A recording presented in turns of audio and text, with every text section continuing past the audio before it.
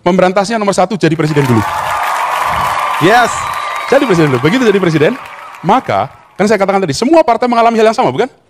Hulunya praktek korupsi di Indonesia, hulunya adalah politik dan uang, itu hulunya. Dan hari ini, gak ada yang mau menyentuh itu. Karena itu sebabnya, saya sebagai orang non-partai, pilih turun tangan, dan bila saya terpilih, saya akan kumpulkan semua ketua partai politik. Mulai sekarang kita ubah cara mengelola partai politik. Selama partai politik bekerja dengan cara seperti ini, maka sampai kapanpun ini menjadi generator korupsi Indonesia. Karena itu harus ubah. Dan yang mengalami problem uang dan politik bukan hanya 1-2 partai, semua mengalami. Penyelesaiannya simple, tapi semua harus melakukan. Nomor 1, partai politik bukan tempat mencari mata pencaharian. Akademisi jangan masuk politik. Lalu sebaiknya masuk politik siapa ya?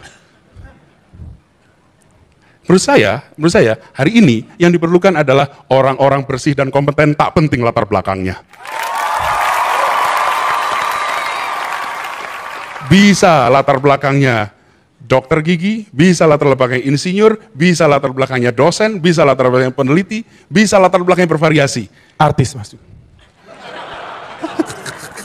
Ya, jadi bisa. Jadi menurut saya justru jangan ada seakan-akan ini sebuah profesi yang steril. Republik ini justru membutuhkan orang-orang intelektual, terdidik, berintegritas, mau turun tangan menyelesaikan masalah di Republik ini. Dan jangan dilupakan, bendera merah putih kita berdiri kenapa? Karena kaum intelektual mau berjuang melawan kolonialisme.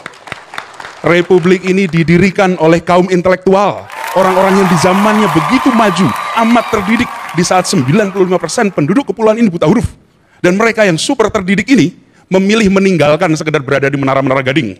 Mereka mau turun tangan, mereka mau repot-repot mengurusi 95% saudaranya yang tak pernah tersentuh pendidikan. Tapi apa yang terjadi? Bendera ini naik merah putih dan hari ini kita merasakan efeknya. Kita harus teruskan tradisi ini. Justru kalau menurut saya kita harus teruskan tradisi ini. Jadi partainya 5 besar terkorup. Saya rasa hari ini ada 12 partai besar korupsi di Indonesia. Semua partai Indonesia hari ini terkena yang namanya praktek korupsi. Dan kalau kita tarik di luar itu, kita masuk ke pemerintahan, kementerian mana yang bebas korupsi. Kita tarik lagi ke private sector, maka di private sector minoritas perusahaan yang bebas korupsi. Praktek korupsi di Indonesia hari ini adalah wajah kita hari ini. Wajah kita hari ini. Ketidakjujuran adalah pemandangan di mana-mana. Bahkan beberapa waktu yang lalu, beberapa hari yang lalu di Bandung, ada yang sempat tanya, Pak Anies, kenapa para petinggi-petinggi itu selalu suka mencuri uang rakyat? Siap tidak jadi pemimpin yang tidak mencuri uang rakyat? Saya bilang benar, pencuri-mencuri ada di pemimpin dan ada di rakyat. Kita semua mengalami, saya tantang Anda hari Jumat besok, beli sepatu jam 10 pagi, lalu pakai sepatu itu Jumatan dengan sepatu barunya. Mau nggak Anda? Berani nggak lakukan itu? Poin saya adalah hari ini ketidakjujuran ini masif. Kenapa? Menurut saya ada pembiaran yang luar biasa. Ada pembiaran luar biasa. Yang membiarkan siapa? Kita semua. Karena itu kita di sini kumpul, kenapa? Kita tidak mau membiarkan ini berjalan terus. Kita harus mulai hentikan ini. Jadi, saya katakan, ya, Partai Demokrat, partai-partai yang lain ada kader-kader yang korupsi. Tetapi konvensinya adalah proses benar untuk mencalonkan seorang presiden.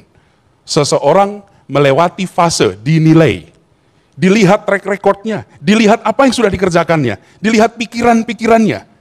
Lalu, dipilah dan dipilih, baru dia menjadi calon presiden.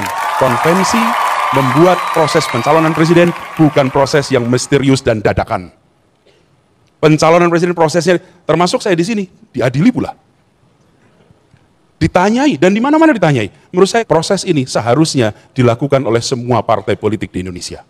Sehingga rakyat punya hak untuk menentukan siapa yang menjadi calonnya. Kita bahkan menyaksikan, ada yang sudah jadi capres dan cawapres, nggak tahu asalnya dari mana.